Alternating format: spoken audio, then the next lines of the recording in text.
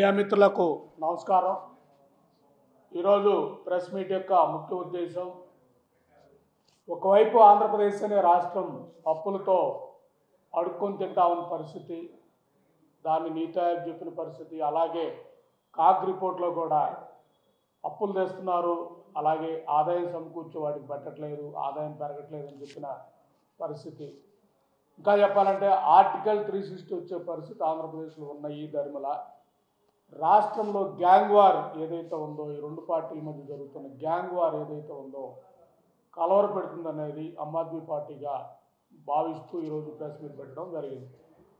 ఇక్కడ మన రాష్ట్రం ఒకవైపు అప్పుల పరిస్థితి చూసుకుంటే ఇప్పటివరకు గత ప్రభుత్వం కానీ ఈ ప్రభుత్వం కలిపి 10,54,000 కోట్ల అప్పు చేసిన పరిస్థితి।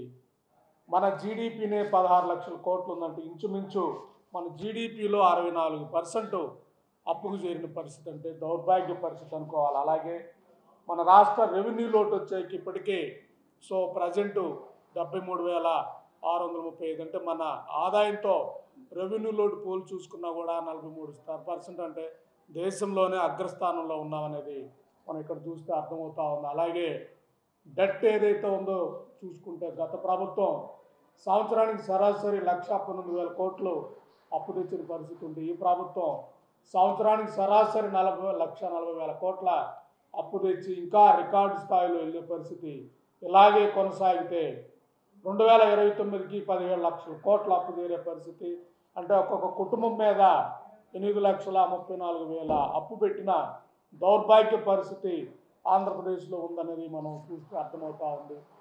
ఆ ప్రభుత్వం అయినా ఈ ప్రభుత్వం అయినా అప్పులు తేవడం, అలాగే దుబారా చేయటం, ఇలాంటి ఒక అరాచక విధానం నడుస్తున్న ఈ ధర్మల ఈ తెచ్చిన అప్పులన్నీ కూడా ఇప్పటి వరకు చూస్తే మొత్తం కలిపి 10,54,000 అప్పులో చూస్తే ఆ ప్రభుత్వం మొత్తం కలిపి 2014 నుంచి 19 వరకు వాళ్ళు పెట్టింది 1,800 కోట్లు, 19 నుంచి 24 వరకు వీళ్ళు పెట్టింది 1,300 కోట్లు, ఈ బడ్జెట్లో ఒక 3,000 కోట్లు పెట్టి మొత్తం కలిపి 6,000 కోట్లు, అంటే మొత్తం టోటల్ అప్పులో వీళ్ళు అభివృద్ధికి పెట్టింది 0.65%, అంటే సిగ్గుమాలిన చర్య।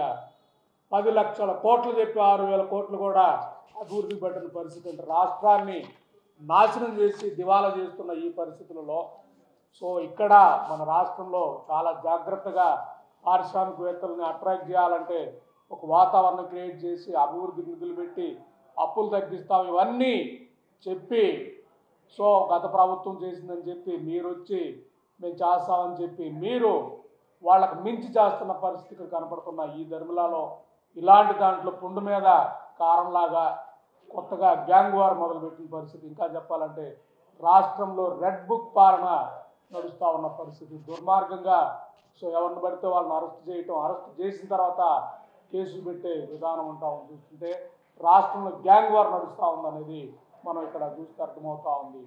గత ప్రభుత్వం చేసిన విధానాలు ఏవైతే ఉన్నాయో అరెస్ట్ చేసి కేసులు పెట్టి వెళ్ళే విధానం ఏదైతే ఉందో ఈ ప్రభుత్వం కూడా కొనసాగిస్తున్నది మనం చూస్తే అర్థమవుతా ఉంది। రామ్ గోపాల్ వర్మ అనే వ్యక్తి సోషల్ మీడియాలో మార్పింగ్ కేసు మీద ఆయన అరెస్ట్ చేసి ఆయన మీద ఒక పెద్ద వేటే మొదలుపెట్టిన పరిస్థితి, అంటే సిగ్గుమాలిన చర్య ఆంధ్రప్రదేశ్లో అనుకోవాలి।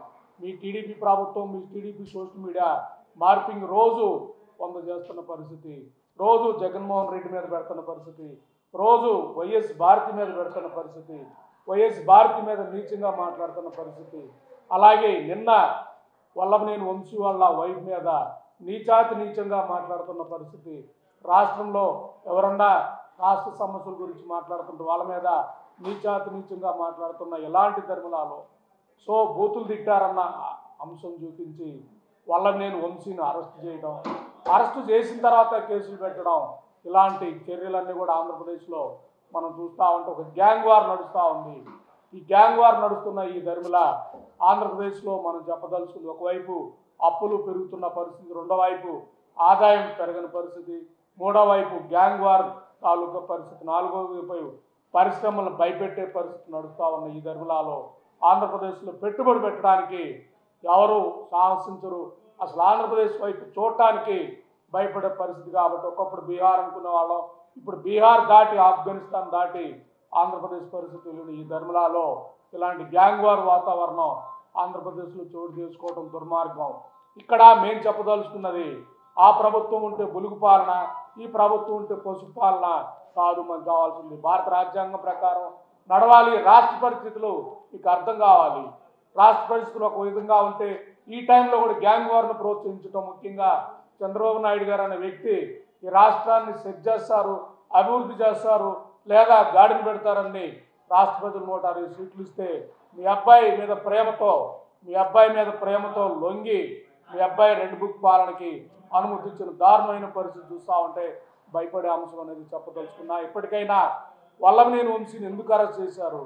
అరెస్ట్ చేయకముందు కేసు పెట్టారా, లేదా అరెస్ట్ చేసిన తర్వాత కేసు పెట్టారంటే ఇక్కడ రాష్ట్రంలో జరుగుతున్న పరిస్థితి అరెస్టుల తర్వాత కేసు పెట్టే విధానం, అరాచక విధానం నడుస్తూ ఉంది. జనరల్గా ఎక్కడైనా ముందు కేసు పెట్టి కేసు తాలూకు ఎక్స్ప్లెనేషన్ అడిగి రాకపోతే అరెస్ట్ చేసే విధానం నుంచి అరెస్ట్ చేసి అరెస్ట్ తర్వాత కేసులు పెట్టే అరాచక విధానం జరుగుతూ ఉంది. చట్టబద్ధ పాలన లేని పరిస్థితులు ఆంధ్రప్రదేశ్లో ఉంది. కాబట్టి ఈ పరిస్థితి ఉంటే కంపెనీలు రావు, ఉన్న కంపెనీలు వెళ్ళిపోయే పరిస్థితి.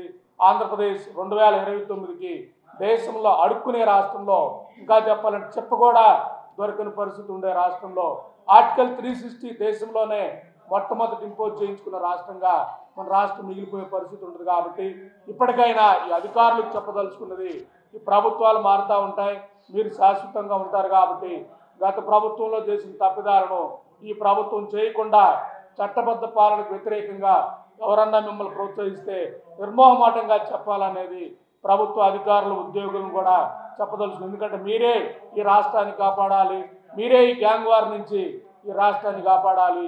ఈ గ్యాంగ్ వార్ నుంచి రాష్ట్రాన్ని కాపాడితేనే కంపెనీలు వస్తాయి, కంపెనీలు వస్తేనే ఆదాయం పెరుగుతుంది, ఆదాయం పెరిగితేనే మన అప్పులు తీసే పరిస్థితి ఉంటుంది, దివాలా తీని పరిస్థితికి వెళ్తాం. కాబట్టి ఇప్పటికైనా మీరు ఆలోచించి ఈ అక్రమ అరెస్టులు ముఖ్యంగా దీని మీద మీరు కఠినంగా తీసుకోవాలి. అలాగే సోషల్ మీడియాలో ఒక టెర్రరిస్ట్ గ్రూపుల మాది 2 పార్టీల గ్రూపులు వెళ్ళే విధానాల మీద కూడా మీరు నియంత్రణ పెట్టి అరెస్ట్ చేసే విధానం లేదా నియంత్రించే విధంగా ప్రభుత్వ అధికారులు చర్యలు తీసుకోవాలనేది ఆమ్ ఆద్మీ పార్టీగా మేము భావిస్తున్నాం.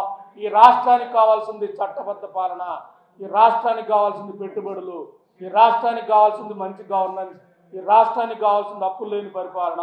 ఇవన్నీ కూడా ఈ 2 పార్టీలు చేసే విధానంలో లేదు. కాబట్టి ఆంధ్రప్రదేశ్కి ఆల్టర్నేటివ్గా ఆమ్ ఆద్మీ పార్టీ ఎదిగే పరిస్థితి ఉంటుందనేది రాష్ట్ర ప్రజలకు చెప్పదలుచు. ఇప్పటికైనా కులం, మతం, మత్తు వదిలేసి మీ తల మీద 8,34,000 లక్షల రూపాయలు అప్పు పెట్టే పరిస్థితి అంటే 2029కి ఆలోచించండి సోదరులారా. ఈ రాష్ట్రాన్ని దివాలా తీసి ఈ పరిస్థితుల మీద ప్రశాంతంగా చర్చకు తీసుకొచ్చే విధంగా మీడియా మిత్రులు అందరూ కూడా సహకరించాలనేది ఆమ్ ఆద్మీ పార్టీ తరఫున మీ అందరూ కూడా విన్నవించుకుంటున్నాం. మరిన్ని వీడియోస్ కోసం ఛానల్ ని సబ్స్క్రైబ్ చేయండి. లేటెస్ట్ అప్డేట్స్ కోసం వాట్సాప్ ఛానల్ ని ఫాలో అవ్వండి. ఆ లింక్ డిస్క్రిప్షన్ లో ఉంది.